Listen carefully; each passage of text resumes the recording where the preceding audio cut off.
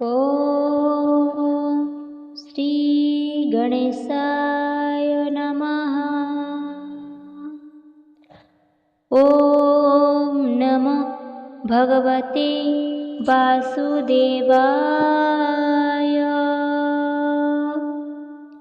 नारायणं नमस्कृत्यं नरं चैव नरोत्तमं देवी सरस्वती व्यासं तज्जयमुदीरयेत्।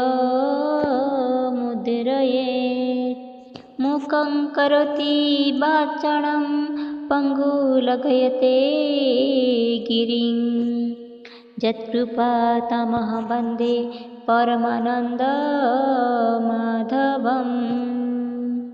भागवत महापुराणर पंचम अध्याय। सूत उवाच। सूत कहन्ति अनुरागे हरसे मुनिकर आगे। शुण सकल मुनि जने हरिचरित सावधाने। व्यास समीपे देव ऋषि सुख आसने दृढ़े बसी। व्यास पूछिले मन तोषे जे जात गोविंदर अंशे। हरसे वीणा हस्तु थोई कहन्ति व्यास मुख चाहि। नारद उवाच। हे पराशर ऋषि सुत तुम्भे स्वभावे भागवत। चंचल दिशुचि बदन देखि जानिली तुम्भ मन। सकल वेद शिष्य देई पुराण भारत बिहाई। वेद विचारी ब्रह्म चिंती चित नहिला तुम्भ शांति। भले जानिली मुहि एहा तुम्भे स्वभावे पुण्य देहा। नारद वाक्य शुणि कने व्यास कहन्ति सावधाने। व्यास उवाच। तुम्भे कहिल मुनि जेते मोर अभ्यास बहुमते। वेद पुराण अर्थ जेते मु सर्व संपादिली चिते। तथापि आत्मा तोष नहे स्थिर न रहे मन देहे। तुम्भे जे ब्रह्मांकर नंदन भले जानिल मोर मन। ए मन स्थिर करिबारे गोविंद बिना के बापारे। सकल शास्त्र ताहु सार तार महिमा गोचर। तार भक्ति जेणु नाही एणु मो चित्त स्थिर नहि। तुम्भे सकल तत्व जान से कृष्ण महिमा प्रमाण। से सर्व जीवंक ईश्वर जार माया रे संसार। सुजई पालई संहारे त्रिगुण व्याजे से बिहरे। से माया ताकु न लगाई नित्य से निज सुखे थाई। ए तीनि लोक तुम्भ देहे निरते भ्रमेर विप्राये। प्राणीक बाह्य अभ्यंतरे जे सने समीर संचरे। आत्मा जे सने साक्षी रूपे नित्य विहरे निज सुखे। से विष्णु पाद पद्म जले तुम्भर स्थान सुनिश्चले। से जल शीत उष्म भाव नित्य तुम्भर अनुभव। ताहा महिमा परिमाणी तुम्भहु अन्य के बा जानी। कह आनंदे मुनिवर जेमन्ते मन होए स्थिर। एमंत व्यास मुखु शुणी भावे कहन्ति देव मुनि। नारद उवाच। भो मुनि सत्य ए वचन जेणु संतोष नहे मन।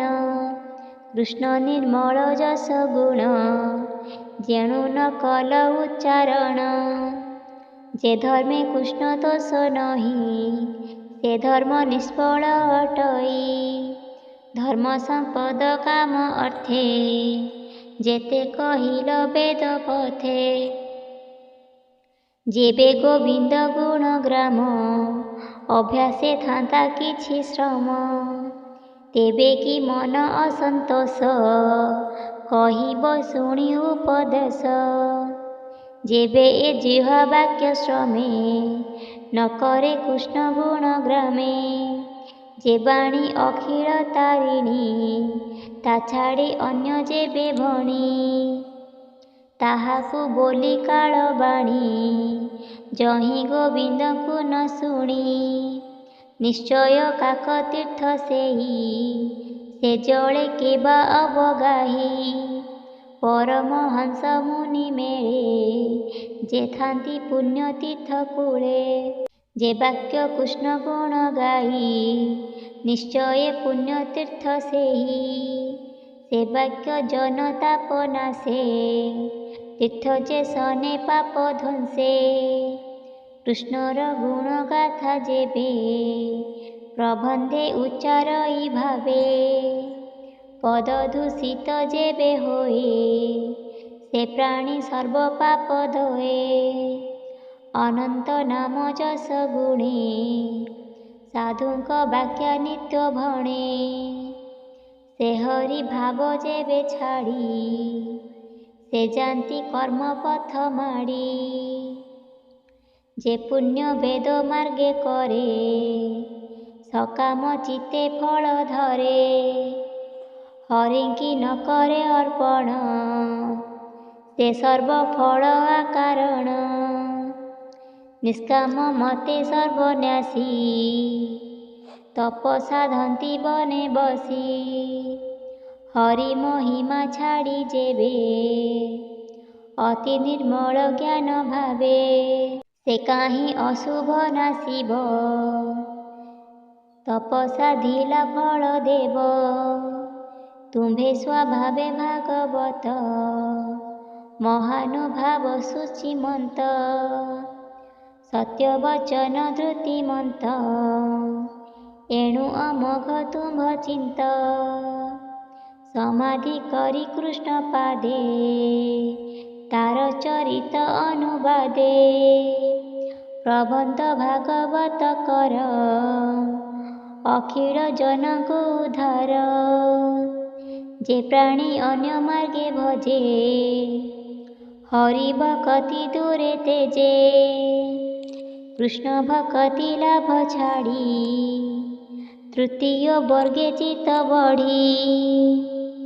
କାହାର ସୁଖ ଲେଶ କାହିଁ, ସମୁଦ୍ରେ ଯେହ୍ନେ ନାଭ ଥାଇ। ଜଳ ପବନ ମେଘ ତେଜେ, କୂଳେ ନ ଲାଗି ଯେହ୍ନେ ଭାଜେ। ତାହାଙ୍କ ଗତି ସେହି ମତ, ଶୁଣ ହେ ପରାଶର ସୁତ। ନିନ୍ଦିତ କର୍ମ ଚିତ୍ତେ ଚିନ୍ତି, ଯେ ଅନ୍ୟ ଜନେ ଶିକ୍ଷା ଦିଅନ୍ତି। ସ୍ୱଭାବେ ମୂଢ଼ ସେହୁ ଜନ, ବ୍ୟର୍ଥ ତାହାର ଜୀବନ। ତାର ବସନେ ସେହୁ ଭ୍ରମେ, ଯେ ପ୍ରାଣୀ ଆଚରେ ଅଧର୍ମେ। ସାଧୁ ନିନ୍ଦନ ଯେ କରନ୍ତି, ଜଗତେ ନାହିଁ ତାଙ୍କ ସ୍ଥିତି। ପାପ ଆଚାରି ନର ଲୋକେ, ଅନ୍ତେ ସେ ପଡ଼ନ୍ତି ନରକେ। ତୁମ୍ଭେ ସ୍ୱଭାବେ ବିଚକ୍ଷଣ, ଭାବ ଅଭାବ ଭଲେ ଜାଣେ। ଅନନ୍ତ ପାର ବିଷ୍ଣୁ କଥା, ତୁମ୍ଭେ ବର୍ଣ୍ଣନେ ସାମରଥା। ନିର୍ବୃତ୍ତି ପ୍ରବୃତ୍ତି ଏ ଭାବେ, ଯେମନ୍ତେ ପ୍ରାଣୀ ନିସ୍ତରିବେ। ହରିଚରିତ ଦୀପକର, ଜନଙ୍କୁ ଅନ୍ଧାରୁ ଉଦ୍ଧର। ଯେ ପ୍ରାଣୀ ନିଜ ଧର୍ମ ତେଜି, ହରିଚରଣ ଦୃଢ଼େ ଭଜି। ଭଞ୍ଜୁ ମରଇ ଯେବେ ଦୁଃଖେ, କେବେ ହିଁ ନ ପଡ଼େ ନରକେ। ସ୍ୱଧର୍ମେ ଭଜନ୍ତି ଯେ ପ୍ରାଣୀ, ହରି ଭକତି ନ ବ୍ରହ୍ମଣୀ। ଅନ୍ତେ ତାହାଙ୍କ ଗତି ଯେତେ, କେ ଅନୁମାନି ପାରେ ଚିତେ। ଏବେ ହୋ ଶୁଣ ମୁନିବର, ପଣ୍ଡିତ ଜନଙ୍କ ବ୍ୟବହାର। ଯେ ଲୋଭ କେହି ନ ଲୋଭନ୍ତି, ସେ ଲୋଭେ ଯାହାର ଚିତ ଚିନ୍ତି, ସେ ଅର୍ଥେ ଯତ୍ନ ଯେ କରନ୍ତି। ସଂସାରେ ପଣ୍ଡିତ ବୋଲାନ୍ତି, କାଳର ବଳେ ପୁଣ ପୁଣ। ଏ ଭବ ମଧ୍ୟେ ତା ଭ୍ରମଣ, ପୂର୍ବ ଅର୍ଜିତ କର୍ମ ବସେ। ଦୁଃଖ ସଦୃଶ ସୁଖ ଆସେ, ଏ ଅର୍ଧ ଊର୍ଦ୍ଧ୍ଵ ବେନି ପଥେ। ପ୍ରାଣୀ ଏ ଭ୍ରମନ୍ତି ନିରତେ, ତାହାଙ୍କ ମଧ୍ୟେ ଜଣେ ଜଣେ। ଲୋଭିଲେ ସେ ଫଳ ଧାରଣେ, ସେ ଫଳ ପାଇ ସୁଖେ ଖାଇ। ଭ୍ରମଣେ ଶ୍ରମ ନ ଲଗଇ, ଭ୍ରମିଣ ପ୍ରାଣୀ ଯେବେ ପାଇ। ପୁଣି ଭ୍ରମନ୍ତି ତାହା ଖାଇ, ଏଣୁ ମୁକୁନ୍ଦ ପାଦ ଗତେ। ଯେ ପ୍ରାଣୀ ଭଜନ୍ତି ନିରତେ, ମୁକୁନ୍ଦ ପାଦ ତାର ଗତି। ଅନ୍ୟର ପ୍ରାୟ ନ ଭ୍ରମନ୍ତି, କୃଷ୍ଣର ପାଦ ପଦ୍ମରସ। ନିରତେ କରନ୍ତି ଯେ ଗ୍ରାସ, ସେ ରସ ଛାଡ଼ିବ ସେ କେହ୍ନେ। ରସେ ରସିକ ଜନ ଯେହ୍ନେ, ଈଶ୍ୱର ହେତୁ ଏ ସଂସାର। ସଂସାରୁ ଈଶ୍ୱର ବାହାର, ଯେଣୁ ଉତ୍ପତ୍ତି ସ୍ଥିତି ନାଶ। ବିଶ୍ୱର ହୋଇ ପ୍ରକାଶ, ଏଣୁ ଲୀଳାକୁ କରିଅଛି। ପ୍ରାଣୀ କି ନୋହିବ ପ୍ରତ୍ୟକ୍ଷୀ, ଈଶ୍ୱର ଜୀବ ଏ ସଂସାର। ଏ ସର୍ବ ଏକଇ ପ୍ରକାର, ଏ ସର୍ବ ବ୍ରହ୍ମ ଭାବେ ଜାଣି। ବେଦରେ ଅଛି ପରିମାଣି, ତୁମ୍ଭେ ସର୍ବଜ୍ଞ ମୁନିବର। କହେ କୃଷ୍ଣର ଅବତାର, ତୁମ୍ଭେ ସେ ଆତ୍ମାରାମ ରମି। ଅନ୍ତର ଦୃଷ୍ଟି ଅନ୍ତର୍ଯାମୀ, ପରମ ପୁରୁଷଙ୍କ କଳା। ସୁମରି ଗୋବିନ୍ଦର ଲୀଳା, ସଂସାର ନିସ୍ତାରଣେ ଅର୍ଥେ। ଶ୍ରୀ ଭାଗବତ କର ଗ୍ରନ୍ଥେ, ସ୍ୱଭାବେ ଜନ୍ମ ଯାର ନାହିଁ। ମାୟା ଶୈଳେ ରୂପ ବହି, ତାର ଚରିତରୁ କିଞ୍ଚିତେ। ପ୍ରକାଶ କର ଜନହିତେ, ଏଣୁ ସେ ପୁରୁଷାର୍ଥ ସାର। ଯଜ୍ଞ ତପସ୍ୟା ବେଦ ସାର, ଇଷ୍ଟ ପୂଜନ ଯଜ୍ଞ ଦାନ। ଯେବେ ଭାବଇ କୃଷ୍ଣ ନାମ, ତାହାଙ୍କ ଫଳ ଏ ଅଟଇ। ତା ବିନୁ ନିଷ୍ଫଳ ହୁଅଇ, ପୂର୍ବେ ନିର୍ମଳ ଋଷି ଜନେ। ତପ ଆଚରି ଘର ବନେ, ସଂସାର ସାର ସୃଷ୍ଟ ସଂସାର ସାର କୃଷ୍ଣ କଥା। ନିରତେ ଗାଇ ଗୁଣ ଗାଥା, ଏ ଭାବେ ପାଇଲି ଯେ ମନ୍ତେ। କହିବି ତୁମ୍ଭର ଅଗ୍ରତେ, ପୂର୍ବେ ମୁଁ ଦକ୍ଷ ସାପ ପାଇ। ଜନ୍ମିଲି ଦାସୀ ପୁତ୍ର ହୋଇ, ବ୍ରାହ୍ମଣ ଘରେ ଏକାଏକି।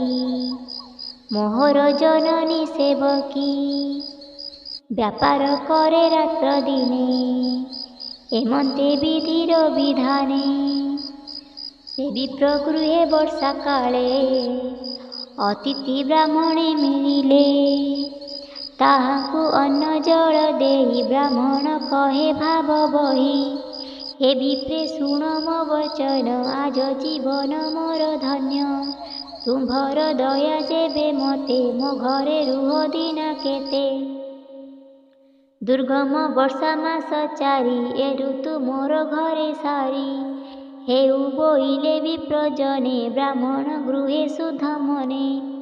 ରହିଲେ ମନର ସନ୍ତୋଷେ, ମୁଁ ସେବା କଲି ତାଙ୍କ ପାଶେ। ବାଳୁତ ଚପଲ ମଚିତ, ସେବା କରଇ ଅବରତ। ସେ ବିପ୍ର ଗଣେ ମତେ ଚାହିଁ, ଆଶ୍ୱାସ କଲେ ଦୟା ବହି। ତାହାଙ୍କ ଭୋଜନର ଅନ୍ତେ, ପତ୍ରେ ଉଚ୍ଛିଷ୍ଟ ଥାଇ ଯେତେ। ତାହା ଭୁଜଇ ନିତ୍ୟ ମୁହିଁ, ଅନ୍ୟ ଭୋଜନ ନ ଜାଣଇ। ଉଚ୍ଛିଷ୍ଟ ଭୋଜନ ପ୍ରସାଦେ, ମୋହର ଚିତୁ ଅପ୍ରମାଦେ। ସର୍ବକୀଳ ବିଷ କେଣେ ଗଲା ତାହାଙ୍କ ଧର୍ମ ଉଦେ ହେଲା। ବିପ୍ରଙ୍କ ମୁଖୀ ହରିବାଣୀ ଦିନ ବଞ୍ଚଇ ନିତ ଶୁଣି ପଦକୁ ପଦ ଗୀତ ସ୍ମରେ ସେ ବାଣୀ ମୋର ମନ ହରେ। ନିରତେ ଶୁଣି ପଦେ ପଦେ ମନ ବୁଡ଼ିଲା କୃଷ୍ଣ ପାଦେ। କୃଷ୍ଣ ହୁଁ ଆନ ନ ଜାଣଇ ବିଷୟୀ ରସ ଆର କାହିଁ। ଯେଣୁ ଏ ସତ୍ ରୂପ ପ୍ରାଣୀ ଦେଖନ୍ତି ମୋହ କଳ୍ପ।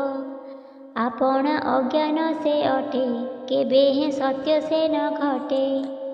ମୁହିଁ ଦେଖଇ ବହୁ ମତେ ହରି ହୁଁ ଆନ କେ ଜଗତେ।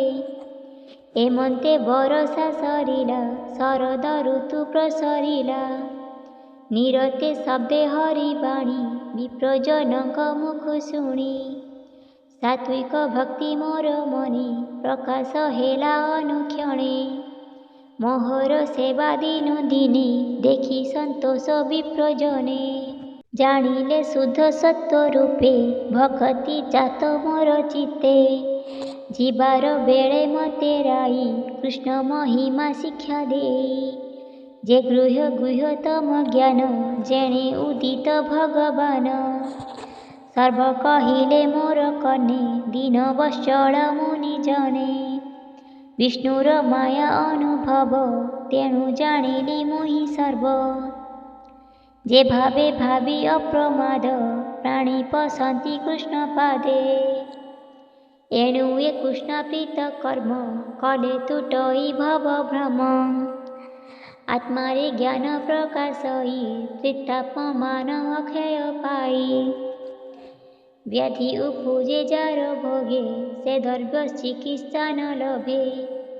ଏଣୁ ଗୋବିନ୍ଦ ରସ ତେଜି ଯେବେ ବିଷୟ ରସେ ମଜ। ସେ କାହିଁ ତରିବ ସଂସାରେ ପଡ଼ଇ ଘର ଅନ୍ଧକାରେ। ଏ ଭବ ମତେ ଦେହ ଧରି ବିଷ୍ଣୁ ତ ଶୁଣେ କର୍ମ କରି। ଭକ୍ତି ଯୋଗ ଜାତ ହୋଇ ଜ୍ଞାନ ଅଧୀନ ଯାଅଟଇ। ଯେବେ ସକଳ କର୍ମ କରି କୃଷ୍ଣ ଅର୍ପଣ ମନେ ଧରି। ବିଷ୍ଣୁର ଯେତେ ଗୁଣ ଗ୍ରାମ ଜଗତେ ଅଛି ଯେତେ ନାମ। ମୁଖେ ଉଚାରି ମନେ ସ୍ମରି ସେ ଭକ୍ତି ଯୋଗେ ଅଧିକାରୀ। ଅରୂପ ବ୍ରହ୍ମ ମନେ ସ୍ମରି ଯେ ଚିନ୍ତେ ତାଙ୍କ ନାମ ଧରି। ଶ୍ରୀ ବାସୁଦେବ ଯେ ପ୍ରଦ୍ୟୁମ୍ନ ଯେ ଅନିରୁଦ୍ଧ ସଂକର୍ଷଣ।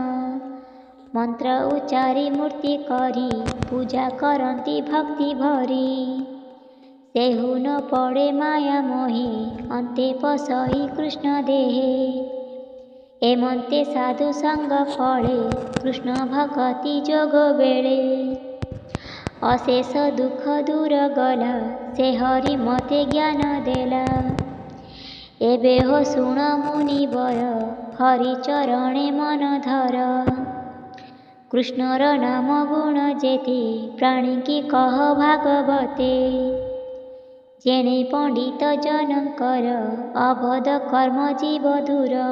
ବିଷୟ ବିଷେ ପ୍ରାଣୀ ମରେ ଆତ୍ମାର ଗତି ନ ବିଚାରେ। ସେ ଏବେ ଭାଗବତ ଶୁଣି ତରିବେ ଭବ ତରଙ୍ଗିଣୀ। ଏମନ୍ତ ବ୍ୟାସ ଆଗେ କହି ବିନାଶ ବଦେ କୃଷ୍ଣ ଗାଇ। ସେ ମୁନି ବର ପାଦ ଯୁଗେ ସୁଜନେ ନମ ଅନୁରାଗେ। ହୋଇବ ଭବ ବନ୍ଧ ନାଶ କହଇ ଜଗନ୍ନାଥ ଦାସ। ଇତି ଶ୍ରୀମଦ୍ଭାଗବତେ ମହାପୁରାଣେ ପରମହଂସ ସଂହିତାୟାଂ ପ୍ରଥମସ୍କନ୍ଧେ ବ୍ୟାସ ନାରଦ ସଂବାଦେ ପଞ୍ଚମୋଧ୍ୟାୟ।